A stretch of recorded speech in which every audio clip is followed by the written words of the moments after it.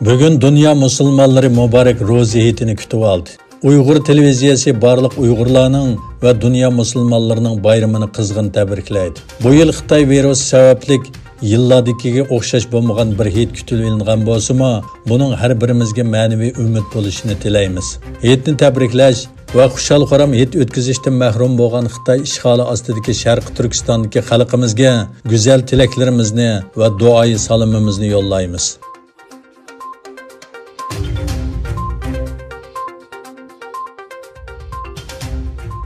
Nopuzluq jurnallardan atalmış Şinjan Medeniyeti jurnalining sobiq bosh muharriri, Tökpikar jurnalist Qurbon Mahmud g'oyib bo'lganiga 3 yil bo'lib qolgan bo'lsa-mu, ammo oila tavobatlari uning oqibati haqida Xitoy doiralaridan ta hozirgacha rasmiy bir uqtirish topshirib olmagan edi. Erkin Asiya radiosi muxbirlarining Urumchidagi aloqador idora organlariga qarata elib borgan telefon ziyoratlari davomida Qurbon Mahmudning tutqunda ekanligi sobiq xizmat o'rni tarafidan tunji qitim dalillandi. Sababsiz tutib elib ketish va elib ketilganligini oilasiga bildirmaslik, hatto nada tutib turilayotganligini tutqunning o'zidanmi maxfiy tutish Uyg'ur rayonida yaqinqi 3 yilda davom qilgan tutqun harakatida ko'p ko'rilgan bir hodisadir. Atalmış Şinjan Medeniyeti jurnalining sobiq bosh muharriri Qurbon Mahmud 2017-yilning oxirida hushtum tutg'oyib bo'lib ketgandan keyin uning Amerikadagi o'g'li Bahram Sintash dadisi haqida ta hozirgacha doiralar ta'minlagan rasmiy bir ma'lumotga erisholmay kelgan.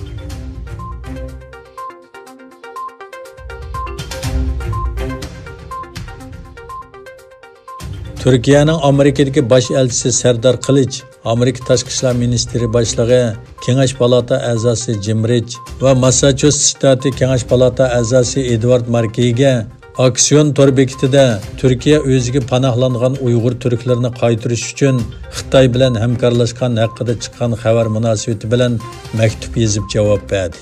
Türkiye'nin qonun davlat ekanligini, asosiy qonun va xalqaro kelishimlar sababidan ustiga tushgan mas'uliyatni ado qiladiganligini ta'kidlagan Qilich, Xitoyning yoki boshqa bir davlatning qo'g'lab chiqarish talablariga qarata kishilik huquqqa hurmat qilish prinsipi asosida muomala qiladiganligini bildirdi. U maktubda Turkiya Uyg'ur turklarining negizli kishilik huquqlarining kafolatga ega qilinishi, haq huquqlarga hurmat qilinishi va milliy kimligining qo'g'dilishi kerakligini umid qiladiganligini ifodalab keldi dedi.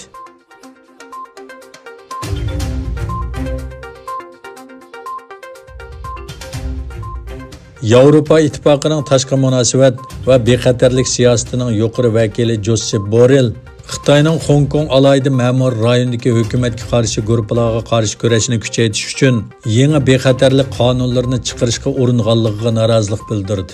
Borrell bu vaqtda yozma bayonot e'lon qilib, Yevropa İttifaqının bir davlat ichki sistema ramkasi ichida Hong Kongning muqimligi va gullanishiga intayin ahamiyat beradiganligini bayon qildi. Borrell Hong Kongning yuqori darajadagi avtonomiyasini saqlab qolish kerak deb ta'kidladi. Borrell yana Yevropa İttifaqının taraqqiyotiga yaqindan diqqat qiladiganligini ta'kidladi.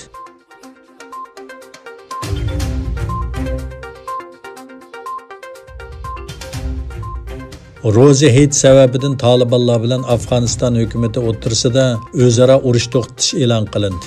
Talibanlarning bayonotida fuqarolarning bayram mezgilida xotirjam o'tkazishi uchun urush to'xtatadiganligi xabar qilingan. Afg'oniston prezidenti Ashraf G'ani o'zlarining Talibanlarning urush to'xtatish qarorini qarshi oladiganligini, shundaqla o'zlarining hayit mezgilida urush to'xtatishni qaror qiladiganligini bayon qildi.